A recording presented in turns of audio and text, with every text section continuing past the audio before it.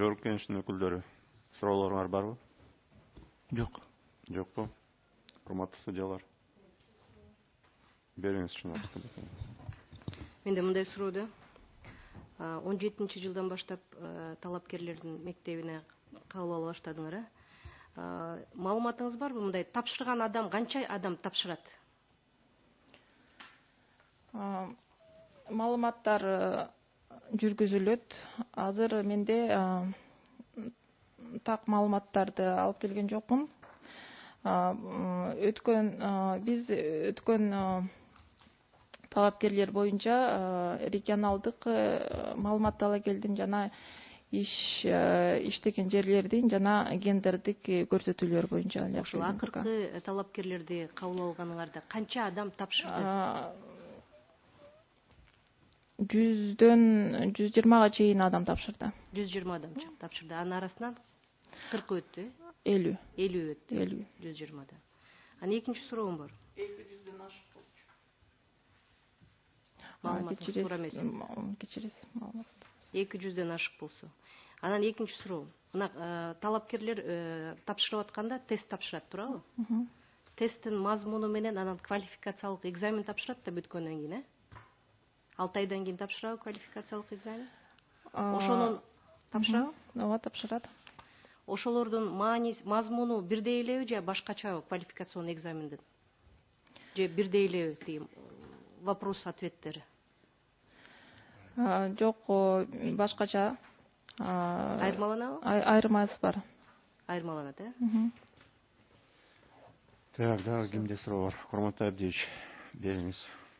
Каралып аткан маселеге кичине шакеш келбей калышы мүмкүн. Кабыл алып атканда сакалы белине жеткен эшиктен киргенде Алла чечет деп кирсе, же болбосо чүмбөктөлүп алган кызыбыз кирсе, буюрса деп, кандай мамиле кыласыңар аларга? Бизде андай комиссия кандай мамиле кылат деп атам. Комиссия болгону тапшырган. Баардыгы бирдей деп атасыңар да, баардыгы бирдей депчи, аларга кандай мамиле болот? Аларга андай өзүнүн эмесин каралбайт жеке, анын компетенттүүлүгүн, судья болуп иштешине ылайыктуу сапаттарын каралат.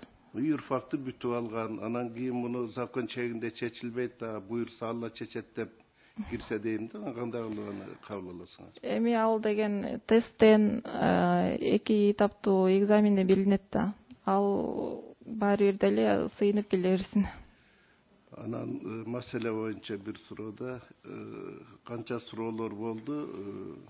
Мен мына заседанияда мынчалык көп суроо берилчү эмес. Кандайдыр бир таасир этип атабы?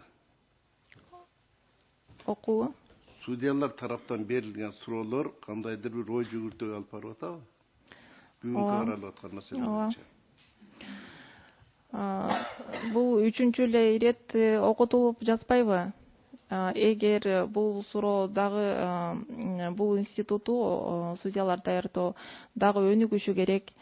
Эгер мыйзамда өзгөртүүлөр киргизсе, сот адилеттиги окута беребиз. Макул, ким кирет мыйзамга өзгөртүүлөрдү? Мыйзамды өзгөртүүлөрдү ошо өкмөт тарабынан киргизилиши керек. Аларга маселени көтөрүш керек. Эң эле талапкерди окуткандан көрө өтүп калган жаш судьяларды окуткан максаттуу боло беле дегенге дагы айтып кетсем, указ чыкканда, президенттин указы чыкканда, ал уже өзүнүн ишине кириш керек да. Аны кайра окуткандай мындай эме жок. Мен ойлойм, эгерде окугандан кийин биздин окууну өткөндөн кийин анан уже кепилдик берилсе, балким болот.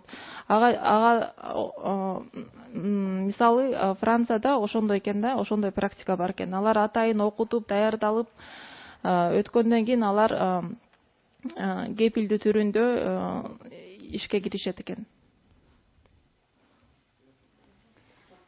Бериңиз, Кулбек. Силерде анализ барбы же бир статистика? ВШПдан окуп бүттү, анан бир аппарат президентке барып, кайсы бир негиздер менен өтпөй калды. Ошондой канча киши болгон, болду беле?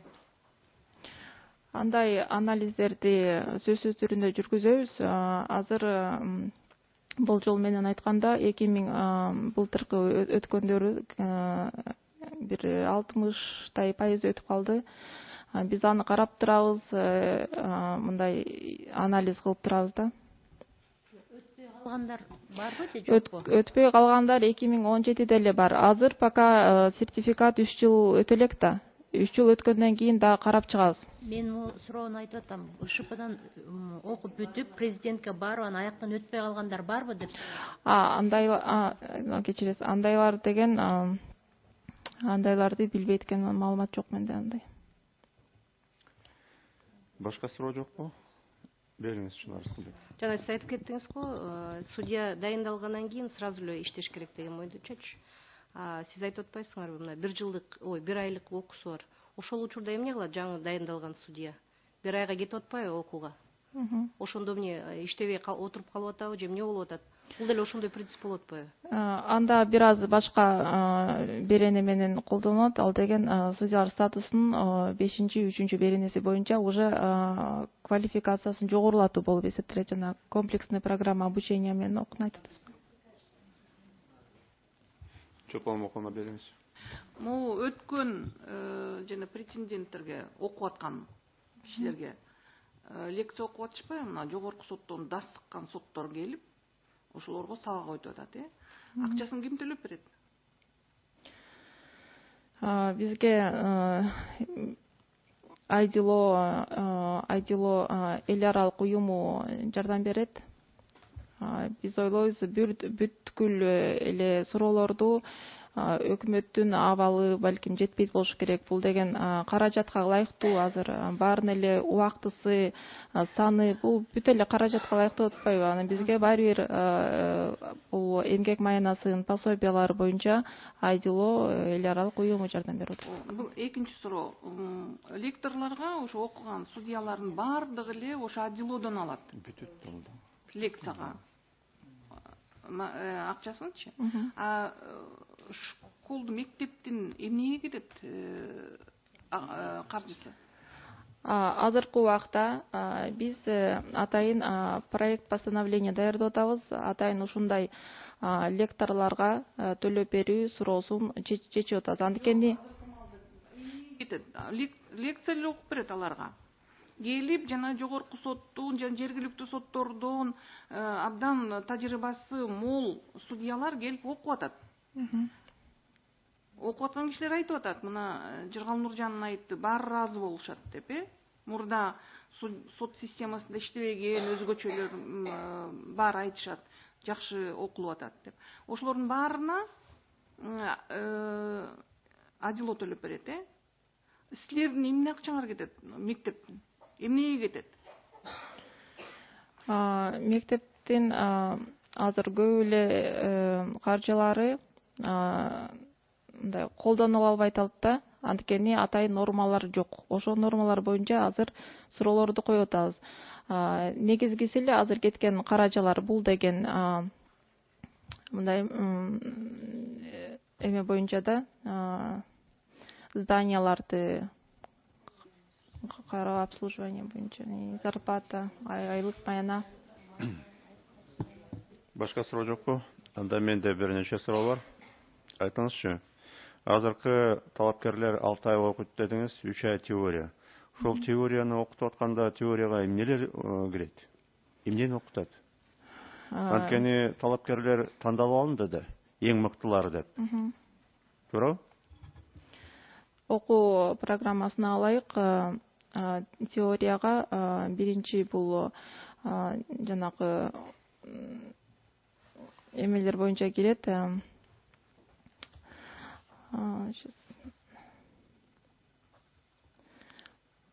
Мыйзам колдонуу боюнча жазы, анан граждандык мыйзамдык боюнча окутуулар блоктолуп киргизилген да. Анан этика, деонтологиялык дагы блок бар. Биринчи, экинчи блоктун негизги максаттары бул сот актыларын даярдоого. Биринчи блокпу же экинчи блокпу? Биринчи, экинчи блок. Үчүнчү блок бул этика, деонтологиялык блок. Жок, сиз айтып атасыз, 3 ай теорияны окуйт деп атасыз. Ошол теорияны мында чечмелеп бериңизчи. Теорияны эмнени окутасыңар? Теорияны бул бүт мыйзамдар боюнча жанакы сот чечимдерин чыгарууда керектелүүчү эле бүт жанагы граждандык, салык, бүт эле жанагы нормалар боюнча окутууларды өткөзөбүз. Теорияны дагы ошол соттор окуйбу же окумуштуулар окуйбу? Лекторлор окутулат. Же ошо лекторлор кимдер? Лекторлор бул ошо 3 айлык лекцияны ким окуйт? Теория деп атпайсызбы? Судьялар окутушат, действующий судьялар жана отставкада судьялар окутушат. Окумуштуулар окуйбу, окубайбы? Окумуштуулар арасында азырынча жок. Балким мындай кандидат юридических науктар балким бар арасында. Негизи силердин мектептин мүмкүнчүлүгү кандай? Канча талапкерди окутууга мүмкүнчүлүгү бар? Аудиториясы боюнча, аянтчасы боюнча. Бул окутууда эки зданияга бөлүнүп окутулду. Ошондо да бир аз проблемалар болду, анткени бул эми майда эмелер бар да, ушу 50 бир максимум экен да пока. Бул мектептин болгон мүмкүнчүлүгү ушул 50 талапкерде окуталат экен да, болгону. Ошондой деп түшүнсөк болобу? Пока ошондой окутулду. Бунун талапка жараша да окутулабыз, анткени 100-200 болбойт да окутулган. Ал судьялар кеңеши тарабынан саны чечилсе, ошентип эле окута беребиз. 100-тү балким уже окута албайт болчубуз бул жылы. Анткени биздин аудиторияларыбызда. Талапкер менен бирге силер сотторду да окутасыңар, квалификациясын жогорулатасыңар. Ошондо аудиторияңар жетиштүү болобу? Анда эми азыр пока жетиштүү эле. Эки учебный зал бар, тиги Московский 201-де, Табыша Ливада окутабыз. Ош региондорунда Ошто өткөзөбүз, конференц залында. Кээ бир учурларда отельдердин конференц залдарында окутулуп атабыз. Такыр эле прям биздин эмеде мүмкүнчүлүк толук эмес деп ойлойм да. Мектептин өзүнүн канча лектору бар? Мектептин өзүнүн штатта турган 10 преподаватель болуш керек. Алар пока азыр алына элек, иште элек. Анда окутуунун деңгээли деле ошондой болот экен да. Эгерде өзүңөрдүн штатта лекторлор жок болсо, колго ким тийсе, ошол келип окуйт экен да. Же бул жерде Адиловдун төлөп берген акчасынын көлөмү кызыктырабы? Жок, ошо 10 преподавательди уже 2017 жылда эле киргизилген, бирок аларды алганда айлык маянасы азыр мындай проблема болуп турат да, анткени ошол компетенттүү профессорлор, судьялар келип иштешпейт да ошондой аз маянага. Ошон үчүн азыр айлык маянасын чечип атабыз да. Ушундан дагы кийинки келип суроо келип туулат да, жаралат. Мына айтып атасыңар, маянасы аз, анан тиги бул деп. Анда бул школ, мектеп даяр эмес экен да, талапкерлерди даярдоого. Эгерде лекторуңар жок болсо, соттордун өздөрүнүн иши аныс деле көп, аудиторияңар жетиштүү болбосо, кандай биз айта алабыз? Силер тийиштүү деңгээлде талапкерлерди даярдап чыгарып атасыңар деп. Анан ушул талапкерлер кийин жакшы сот болот деп. Ким кепилдик бере алат?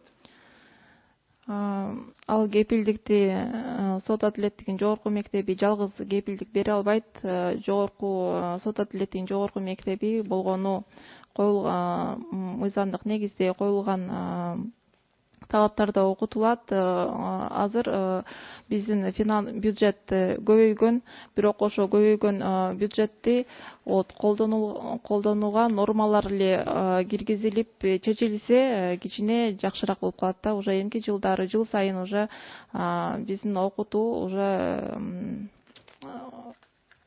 силердики мындай болуп атат да. Болуп калса жасасак, анан норманы киргизсек деген ушундай боло турчу нерселерди айтып атасыңар да, бирок силер талапкерди окутуп атасыңар да. А талапкерлер силердин бүт жанакы уюштуруу маселелери чечилгенден кийин окулуш керек да.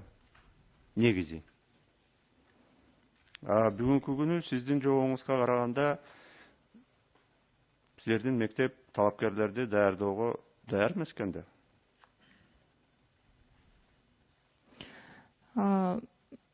Такыр эле даяр эмес деп айта албаймын. Болгон аракеттери жасалып атат.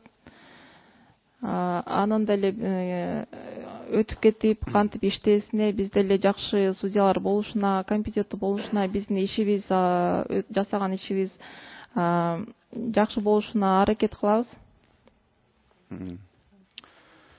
Барбы да суроолор? Бериңиз жетиге биринчи.